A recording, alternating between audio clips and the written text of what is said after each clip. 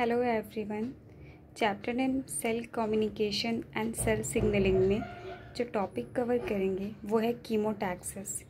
Chemotaxis में chemo का मतलब होता है chemical and taxis means movement, means किसी भी सेल का movement in response to a chemical, movement of a cell in response to a chemical. ये केमिकल अट्रैक्टेंट भी हो सकते हैं या फिर रेपेलेंट भी हो सकते हैं। For example, injured tissue releases cytokines, then immune cells reach at the site of injury। कोई भी इंजर्ड टिश्यू होती है वो साइटोकाइन रिलीज़ करती है। साइटोकाइन जब रिलीज़ होती है तो वहाँ इम्यून सेल्स आते हैं उस इंजर्ड टिश्यू पे उसे ठीक करने के लिए। सेकंड एग्जांपल है डिक्टियोस्टेलम एमोइबा, जो स्टारवेशन के टाइम सॉइल में जब न्यूट्रिशन की कमी होती है तो ये माइक्रो ऑर्गेनिज्म जो है डिक्टियोस्टेलम एमोइबा ये कैंप रिलीज़ करता है। कैंप जो है वो अट्रैक्ट करता है एमोइबा को ताकि फ्रूटिंग बॉडीज़ बना सके स्पोर्स को।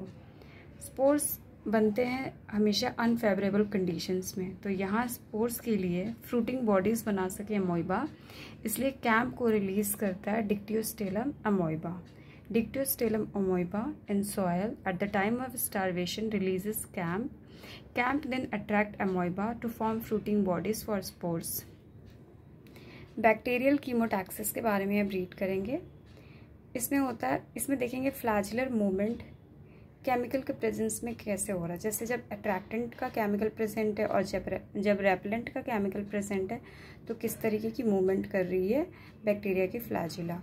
जब अट्रैक्टेंट होता है तो काउंटर क्लॉकवाइज मूवमेंट होती है फ्लैजुला की, मीन्स जो बैक्टीरिया होता है वो रनिंग मूवमेंट करता है, इसे कहते हैं डिफ़ॉल्ट मूवमेंट।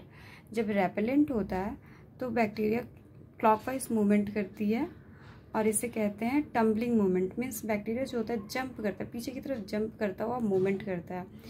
कोई भी अपने अट्रैक्टेंट फेज में रहना चाहता है मोस्ट ऑफ द टाइम, और बहुत ही कम टाइम के लिए कोई भी अपने रेपेलेंट और अनफेवरेबल कंडीशन में रहता है। तो जब बैक्टीरिया अट्रैक्टेंट वाली टाइम में होता है तो भागता हुआ रनिंग मूवमेंट करता है, जिसे डिफ़ॉल्ट मूवमेंट कहते हैं, काउंटर क्लॉकवाइज मूवमेंट। और जब रेपेलेंट वाली कंडीशन रहती है तो बैक्टीरिया टम्बलिंग मूवमेंट करता है, मतलब पीछे की तरफ जंप करता हुआ मूवमेंट करता है, जिसे कहते हैं क्लॉकवाइज मूवमेंट ऑफ फ्लैजुला। यहाँ इसकी सिग्नलिंग भी है। ये रिसेप्टर है जिसका नेम है MCP, फुल फॉर्म है मिथाइल एक्सेप्टेड कीमोटैक्सिस प्रोटीन। ये बैक्टीरिया का प्लाज्मा मेम्ब्रेन है जिस पर रिसेप्टर लगा हुआ है MCP, methyl accepted chemotaxis protein, MCP का फुल फॉर्म होता है। यहाँ पे एक लीगेंड आता है, रेपेलेंट का लीगेंड आता है, तो रिसेप्टर लीगेंड इंटरेक्शन जब होती है तो रिसेप्टर एक्टिवेट हो जाता है। रिसेप्टर एक्टिवेट होकर GW एक अडेप्टर प्रोटीन है उससे बाइंड कर जाता है। रिसेप्टर अडेप्टर प्रोटीन से बाइंड करता है। ये रिसेप्टर अडेप्टर प्रोटीन से बाइंड करता है। जो अडेप्टर प्रोटीन यहाँ है GW। अडेप्टर प्रोटीन का काम होता है किसी भी प्रोसेस में इनडायरेक्टली हेल्प करना। इस सिग्नलिंग में डायरेक्ट हेल्प नहीं करेगा पर सिग्नलिंग के प्रोसेस में हेल्प करेगा। तो ये GW GA को बाइंड करने में हेल्प करता है, GA को रिसेप्टर से बाइंड करने में हेल्प करता है। GA जब रिसेप्टर से बाइंड करता है तो GA खुद की ऑटोफॉस्फोराइलेशन करता है eight histidine residues.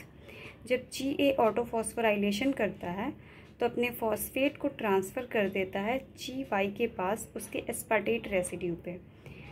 Phosphate transfer to aspartate residue of GY। GY then activate हो जाता है फॉस्फेट ग्रुप के अटैच होने की वजह से उसके एस्पार्टेट रेसिड्यूज पे। तो एक्टिवेटेड GY इंटरेक्ट करता है फिल्म प्रोटीन इन फ्लैजुला। फ्लैजुला में जो फिल्म प्रोटीन होती है उससे जाके GY इंटरेक्ट करता है। GY देन इंटरेक्ट करने के बाद क्लॉकवाइज मूवमेंट करता है। ये क्लॉकवाइज मूवमेंट जो होती है वो 10 सेकेंड्स की होती है। अब इस सिग्नलिंग को भी रोकना होगा। GZ जो कि एक फॉस्फेटेज है, फॉस्फेटेज का मतलब होता है रिमूवल ऑफ फॉस्फेट।